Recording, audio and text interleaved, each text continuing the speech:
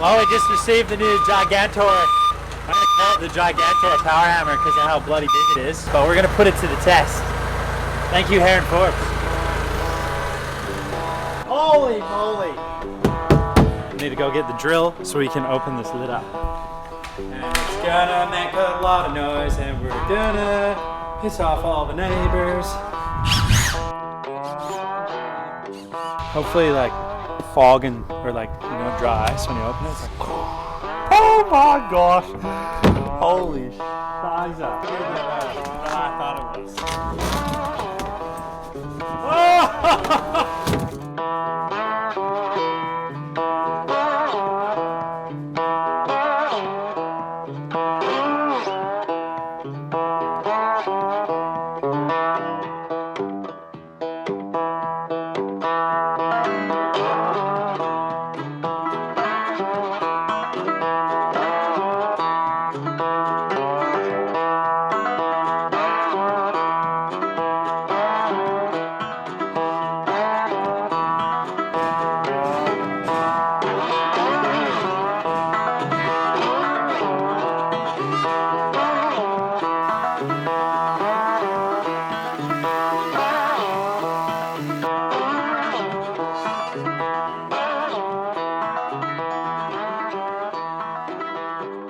All right, hammer, the big, there's gotta be a name for this. I'm gonna get Craig to come in and do some sign writing on the side here, but it's gonna be something about the Gigantor, hammer, maybe hammer spelt in French. Hammer, yeah, but I'm stoked. It's pretty quiet in here, so I reckon we should make some noise.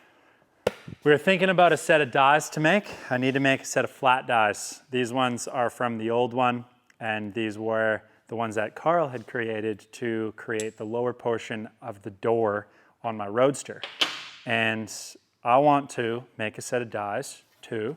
No one's really seen this yet. This is my beloved dream car that I am slowly, very slowly trying to create. This is a 2829 Roadster on an original 1932 frame. Up front, we have an original 1932 Ford grille. This looks a little different. You may not recognize it. That's Austin, so it's English, which, that's kind of neat. But the biggest thing that I like on this is this body line, this feature. And this is really, really cool. And it's got this little arrowhead at the very end of it, and then it runs down and sort of ends there. But the biggest thing with this one is when you run into this cowl, there's nothing here. From here to here, I want to cut this section of the fuel tank out, and I want to replace it with a piece that has this exact shape, this exact body line or swage or bead line, whatever you want to call it. I want that to travel up and end right there. But first, let's throw a set of thumbnail dies into the power hammer. Let's shape a little bit of metal, we'll rough it out, and I want to show you how fast this thing manipulates it. These are our thumbnail dies. If you guys haven't seen these, imagine your thumb. That is kind of why they are called a thumbnail die. And what these do is they sit in like this. When they come down, your metal comes in and it actually shrinks it. And then when it pulls out, so if you can imagine, it comes in, and then when you pull it out, it actually is pulling this material together, and it actually puts like a tuck or a shrink into the metal itself.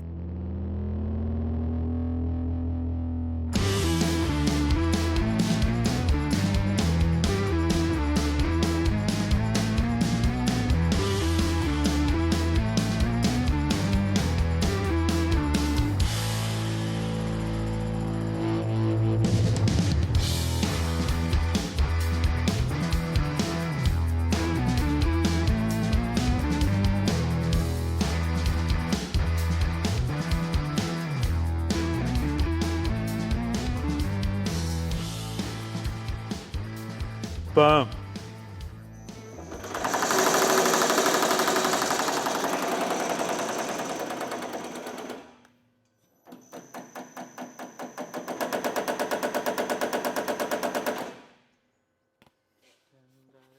Okay.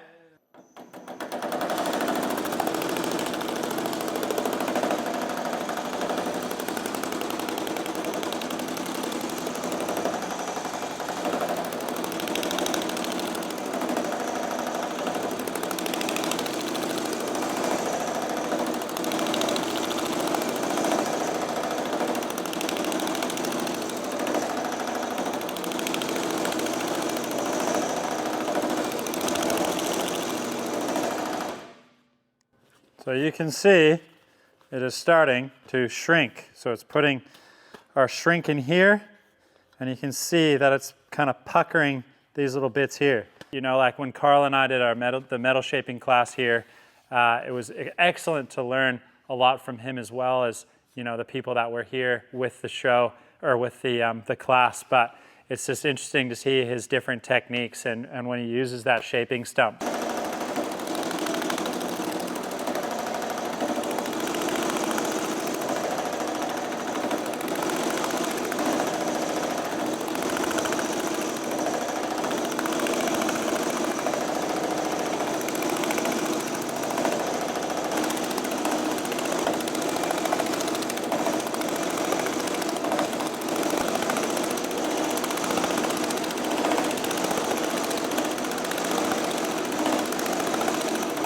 I think I fucked this big time.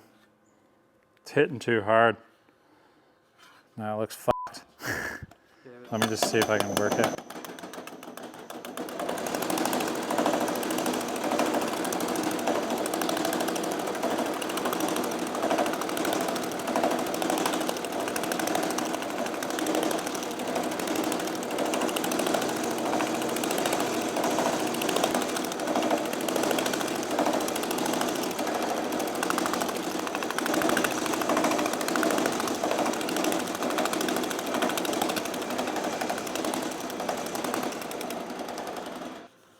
Weird that that's dipped in.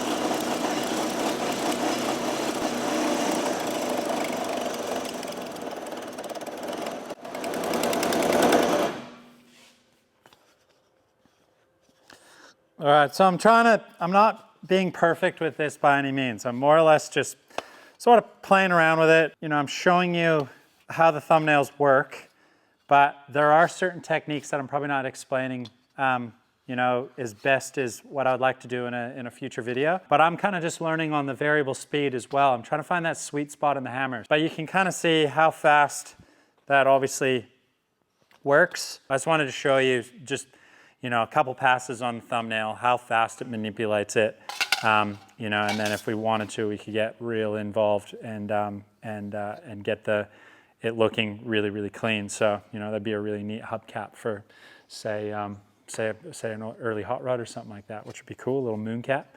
But yeah, again, it's just, I don't know. I just think, it's so cool. I'm just way too excited about all the panels and everything that we get to create. I'm stuttering because I'm excited. Anyways, now that you've kind of seen the thumbnails operate and the machine on and sort of doing what it's supposed to, these little guys they give you are kind of like a die holders. I have 2 pieces of flat bar that I'm going to use, and then we are going to make a mold off of that. I got our little profile gauge here, and this is going to allow me to get a relatively close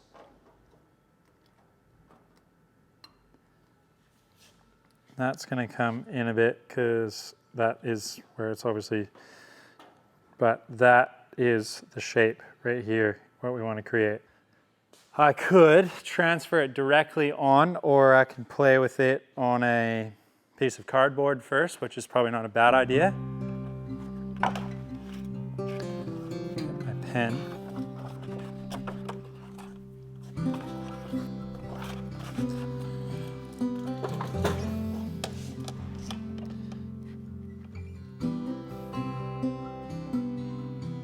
that's going to be flat. So it's going to be, just push these two in.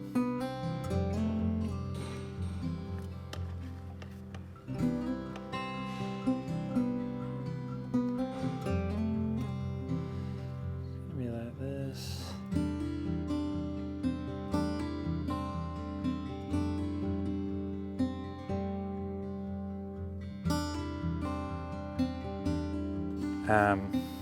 Oh, actually, yeah, as the cowl's got shape too, so I could kind of put it in there so it'll allow us to have that shape.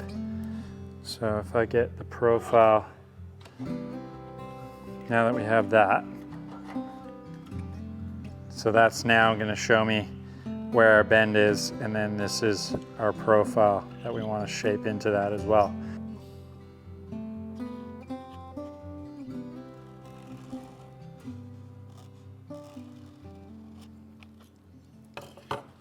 So there we have, it's almost like a side profile of a boob. So this is going to travel down, hit that. That's our bead, come in and down. So I got our little piece of flat bar here. Just going to use the big old Sharpie. And this is just so I can see our layout, where I scribe the shape that we want to put into it. So this is our shape that we want to do. We know that this is the top this way, so that's going to be the shape of our cowl, and then this is where it's going to fold under. So we have to kind of create something like that, and then wherever our break's going to be, then we can sort of put that in, and it will allow us to get that shape. We're going to go. Cheryl lives down in the south, working at the Waffle House, has a second job at midnight when it's time to leave. Costs $7.50, never seems to pay the rent. You gotta have a chick or two that didn't. Now I'm just gonna try and cut as much of this out as we can, and then we'll keep working from there. And that's a fact. Money still ain't quite enough for her and all the kids. Times have changed, she always says. The good old days are gone and dead. But she tucks the kids into their bed like Mama always did. But it's hard when you ain't got nobody, and it's hard when nowhere feels like home. And it's hard when the world has gone crazy. Seems just like everything means nothing at all. He was laid off just last week, making parts for big machines that made a lot of fancy things that folks don't buy no more. Now he's in an old motel. Lately he don't sleep too well, holding down a darkness that he's never felt before. But some nights when it's getting late, And hopefully they will transfer quite nicely.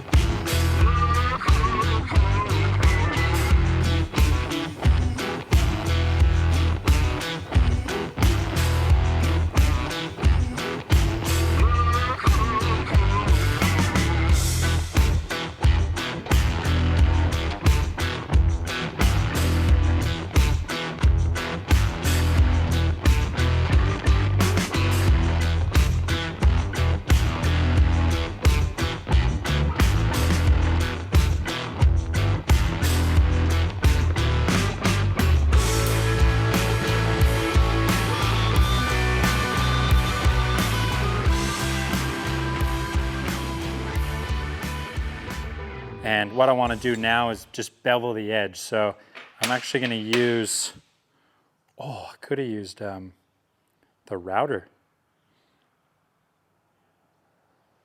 Wonder how small the bearing is on the router. Total crazy thought. Total crazy thought. Oh yeah. Oh yeah. I think that's gonna work, which is really, really cool. Yeah, I'm gonna try this. We got our little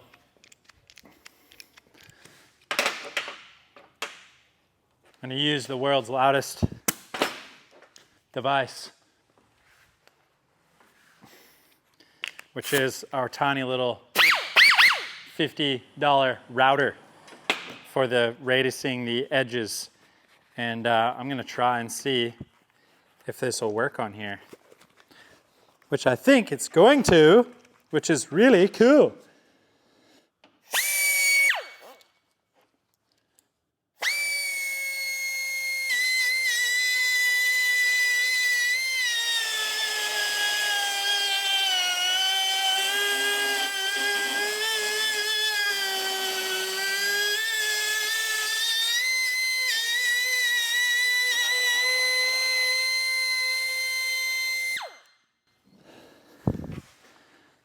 That cleaned that edge so nicely.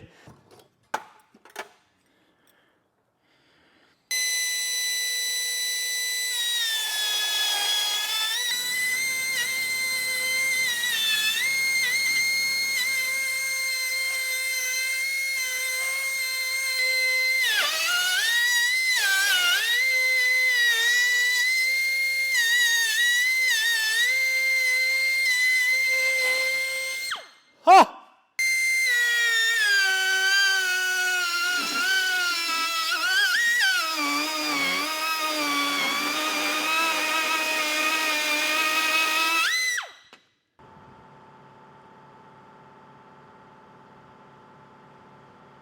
Just rounded off the edges, just using that brown Scotch-Brite pad. I'm not gonna do any polishing or anything on them yet until I test them. I wanna know where the bite point is, if there is any, or if it's, you know, if it's too loose or too tight or whatever.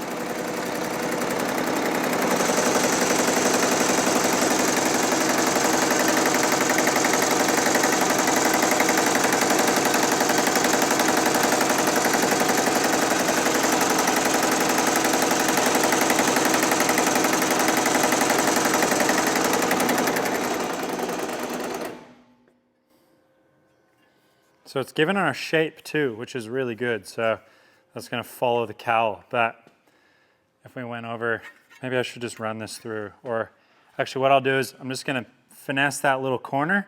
I'll cut another piece, a cleaner piece, and then let's see what that'll give us.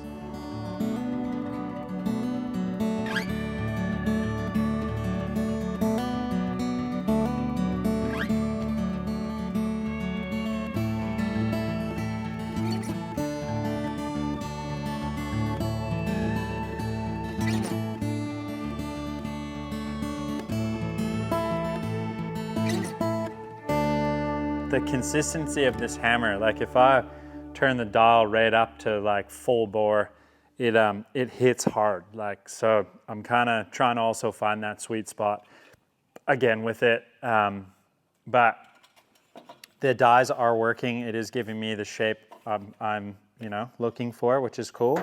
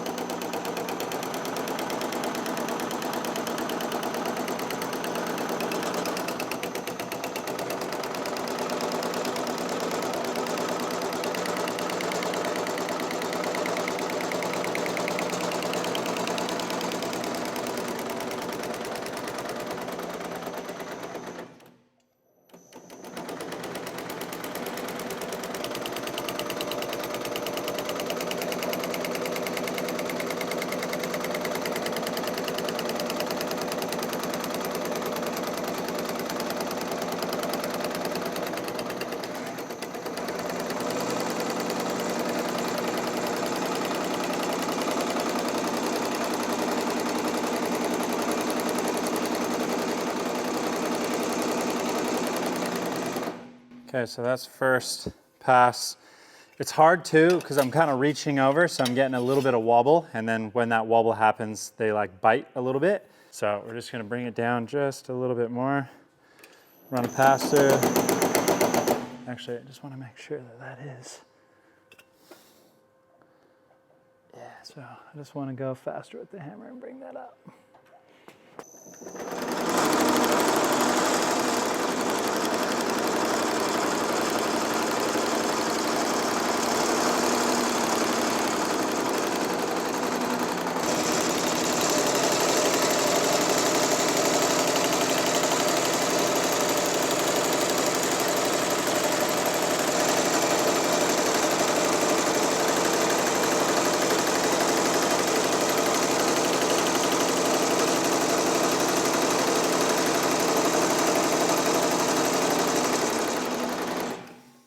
You can kind of see there's a bit of contact between these 2 points right on our edge, which is actually giving us stretch. It's making contact and stretching the material, so it's like a linear stretch along here. So we don't want that to happen, so that's where we finesse the die, obviously, and also our tooling marks, so we can kind of round those edges off a little bit more. But just kind of wanted to show you, being able to utilize it for a project, as well as just real rough and dirty, showing you those thumbnails and just showing you how fast it can manipulate metal. If we take these over, if you can imagine one of those in there, that piece down like that. With a bit of finessing and fine tuning, we'll be able to get it spot on, and then we'll be able to remove the gas tank.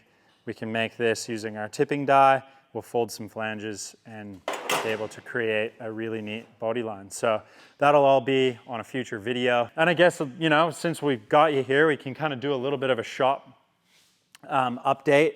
As far as Ben's motor, we are just waiting for a couple of parts for the motor itself, and then I will start to work out headers, the rest of the exhaust for the car itself as well. So, and then we can kind of start to do floors, get the shifter set up, all the, the bits to actually make it move under its own power. So that's going to be really exciting. Race car's kind of done, which is weird. I would never say done. There's 1,000 things I'd love to do to it, but it's done for now, and it is advertised. It is for sale.